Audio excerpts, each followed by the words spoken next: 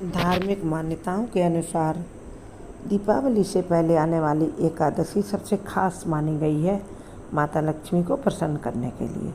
इसमें माता लक्ष्मी के पूजन का खास महत्व है क्योंकि विष्णु प्रिया का एक नाम रमा भी है, इसलिए भगवान विष्णु के साथ साथ माता लक्ष्मी की इस एकादशी पर पूजा करने से विशेष कृपा मिलती है। अब हम आपको इसमें बताएंगे पूजा विधि, इसका महत्व, उसके बाद पौराणिक कथा।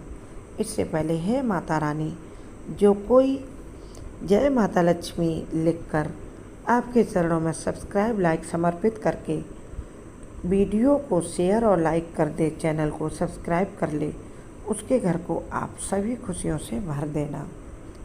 चलिए जानते हैं पूजा विधि और महत्व तथा कथा भी।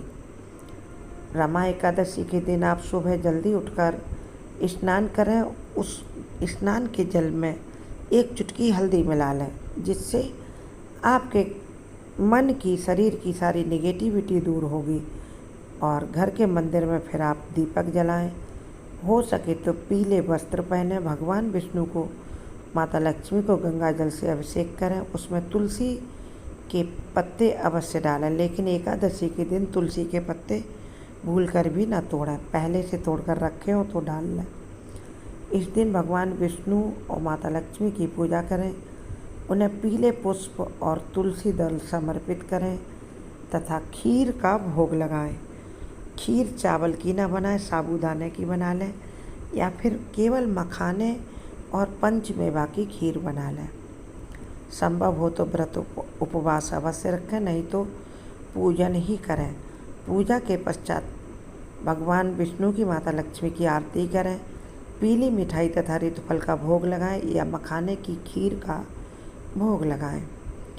और ध्यान रखें, एकादशी के व्रत में भगवान को सिर्फ सात्विक चीज़ों का भोग लगता है।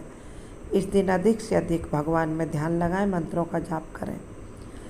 एकादशी के राशि के अनुसार मंत्र जाप का हमने वीडियो डाला है, उसको अवश्य देखें। अपनी राशि के अनुसार मंत्र जाप करें, इससे आपको विशेष कृपा मिलेगी माँ लक्ष्मी की।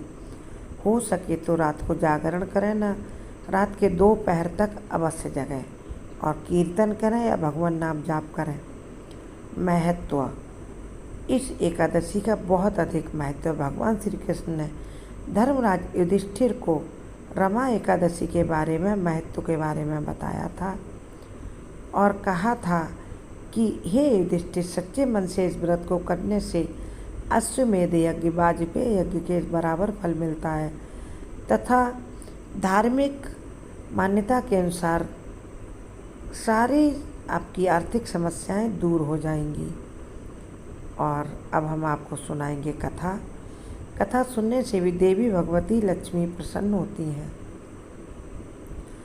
और श्री कृष्ण से इस व्रत को सुनकर युधिष्ठिर ने इस व्रत को किया और फिर राज की लक्ष्मी को प्राप्त किया।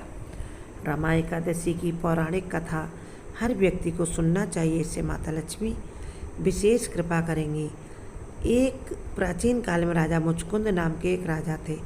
उनकी इंद्र के साथ दोस्ती थी और साथ ही यम, कुबेर, वरुण और विभीषण भी उनके मित्र थे। यह राजा बड़ा धर्मात्मा, विष्णु भक्त और न्याय के साथ राज्य करता था। उस राजा की एक कन्या भी थी जिसका नाम चंद्रभागा था। उस कन्या का विवाह चंद्रसेन राजा के पुत्र शोभन के साथ हुआ था। एक दिन वह शोभन ससुराल में आया। उन्हीं दिनों जल्दी ही पुण्यदायिनी एकादशी रमा भी आने वाली थी। जब व्रत का दिन समीप आ गया तो चंद्रभागा के मन में अत्यंत सोच उत्पन्न हुआ कि मेरे पति अत्यंत दुर्बल हैं और मेरे पिता की आज्ञा अति कठोर है। 10वीं को राजा ने ढोल बजवाकर सारे राज्य में यह घोषणा कर दी कि एकादशी को कोई भोजन नहीं करेगा। ढोल की घोषणा सुनते ही शोभन को अत्यंत चिंता हुई और अपनी पत्नी से कहा, हे प्रिय, अब क्या करना चाहिए? मैं तो बिना भोजन के जिंदा नहीं रह सकता, भूख सहन नहीं कर सकता हूँ। फिर क्या करूँ? ऐसा उपाय बताओ कि जिससे मेरे प्राण भी बच जाएं और सब कुछ ठीक रहे, नहीं तो मेरे प्राण तुम्हारे पिता की कठोर आज्ञा से अवश्य चले जाएंगे। चंद्रभागा कहने लगी, हे स्वामी, मेरे पिता के राज्य में एकादशी के दिन कोई भी भोजन नहीं करता है। हाथी, घोड़ा, ऊँट जानवर आदि भी अन्न जल आदि ग्रहण नहीं करते हैं, फिर मनुष्य का तो कहना ही क्या है। यदि आप भोजन करना चाहते हैं तो किसी दूसरे स्थान पर चले जाइए जहाँ हमारे पिता का राज्य ना हो, क्योंकि यदि आप यहीं रहना चाहते हैं तो आपको व्रत अवश्य करना पड़ेगा। ऐसा सुनकर शोभन कहने लगा कि हे प्रिय, मैं अवश्य व्रत करूँगा, जो भाग्य में होगा वह देखा जाएगा। भूख मैं जितनी देर सहन कर सकता हूँ करूँगा, नहीं तो जो माता लक्ष्मी ने मेरे भाग्य में लिखा होगा वह होगा, चाहे मेरी मौत हो जाए। इस प्रकार से विचार करके शोभन ने भी व्रत रख लिया और वह भूख प्यास से पीड़ित होने लगा।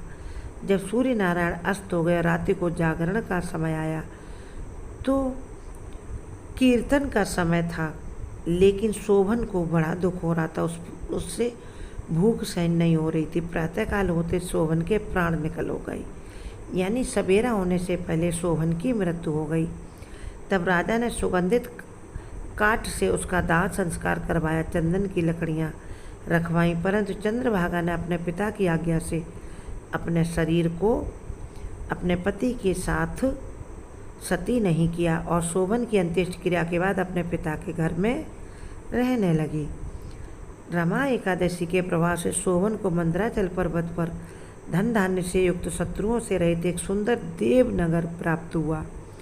वह अत्यंत सुंदर रत्न और वैदूर्य मणि जटित स्वर्ण के खम्भों पर निर्मित अनेक प्रकार की स्फटिक मणियों से सुशोभित भवन में रहने लगा और वहाँ गंधर्व और अप्सराओं से युक्त सिंहासन पर आरूढ़ शोभित ऐसा शोभायमान होने लगा शोभन जैसे दूसरा इंद्र विराजमान हो।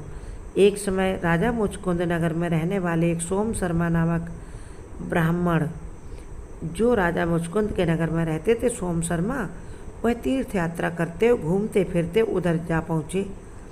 वहाँ जाकर उन्होंने शोभन को पहचान लिया और कहा, यह तो हमारे राजा मुचकुंद का जमाई शोभन है, चंद्रभागा का पति है।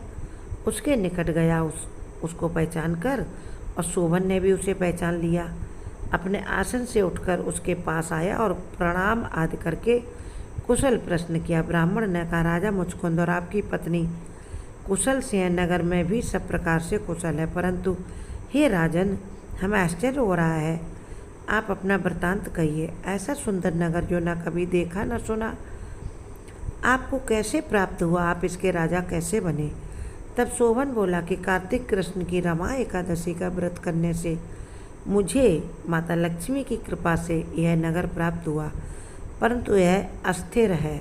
यह स्थिर हो जाए ऐसा उपाय कीजिए। ब्राह्मण कहने लगा, राजन, यह स्थिर क्यों नहीं है और कैसे स्थिर हो सकता है? आप बताइए, फिर मैं अवश्य ही वह उपाय करूँगा। मेरी इस बात को आप मिथ्या न समझिए। शोभन ने कहा कि मैंने इस व्रत को श्रद्धा रहित होकर एकादशी का व्रत किया है, अतः यह सब कुछ अस्थिर है। यदि आप मुचकुंद की कन्या चंद्रभागा को यह सब बात बताएं और वह हमारे लिए यह व्रत श्रद्धा के साथ करे तो यह नगर स्थिर हो सकता है। ऐसा सुनकर उस श्रेष्ठ ब्राह्मण ने अपने नगर लौटकर चंद्रभागा को सारा किस्सा कह सुनाया।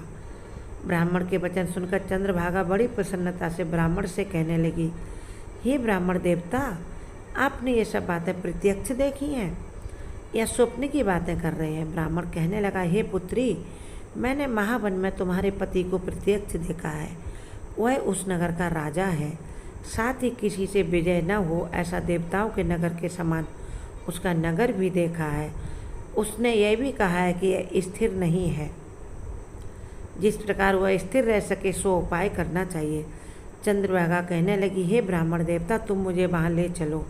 मुझे पतिदेव के दर्शन की बहुत इच्छा है। मैं अपने किए हुए पुण्य से उस नगर को स्थिर बना दूंगी। आप ऐसा कार्य कीजिए जिससे हमारा उनका मिलन हो जाए, हमारा हमारे पति से संयोग हो, क्योंकि वियोगी को मिला देना महान पुण्य है।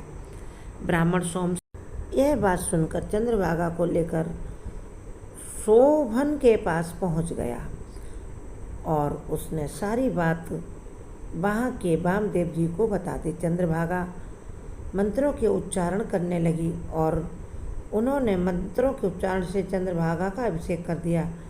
फिर ऋषि के मंत्र के प्रभाव से वामदेव ऋषि ने उसे मंत्र दिया। एकादशी के व्रत से चंद्रभागा का शरीर और दिव्य हो गया और वह दिव्य गति को प्राप्त हुई। इसके बाद बड़ी प्रसन्नता के साथ अपने पति के लोक में पहुंची, जहाँ वह राजा था। अपनी प्रिय पत्नी को आते देखकर शोभन बहुत प्रसन्न हुआ और उसे बुलाकर अपनी बाईं तरफ अपने राज सिंहासन पर बैठा लिया। चंद्रभागा कहने लगी, हे प्राणनाथ, आप मेरे पुण्य को ग्रहण कीजिए। मैंने मंत्र जाप किया है ऋषि वामदेव की कृपा से, इसलिए इस पुण्य को आप जैसे ही ग्रहण करेंगे आपका यह नगर स्थिर हो जाएगा, क्योंकि मैं विधि पूर्वक एकादशी के व्रत को भी श्रद्धापूर्वक करती आ रही हूँ तथा समस्त कर्मों से युक्त होकर यह आपका नगर प्रलय के अंत तक रहेगा। इस प्रकार चंद्रभागा ने दिव्य आभूषण और वस्त्रों से सुसज्जित होकर अपने पति को अपने पुण्य प्रदान कर दिए और वह लोक स्थिर हो गया और वह आनंद पूर्वक रहने लगी। इस प्रकार जो मनुष्य पूरे मन पूर्वक इस एकादशी का महात्म्य पढ़ते हैं, सुनते हैं अथवा सुनाते हैं, वे समस्त पापों से छूटकर विष्णु लोक को प्राप्त होते हैं। और जो लोग रंभा या रमा एकादशी का व्रत करते हैं, उनके इस व्रत के प्रभाव से माता लक्ष्मी उन्हें वैकुंठ जैसी संपत्ति प्रदान करती हैं तथा उन्हें सभी सुख प्रदान करके अंत में वह अपने लोक में बुलाती हैं। इस प्रकार इस रमा एकादशी की कथा सुनने सुनाने से सारे सुख प्राप्त होंगे। जय माँ लक्ष्मी कमेंट बॉक्स में लिखकर हमारे चैनल को अवश्य सब्सक्राइब करें।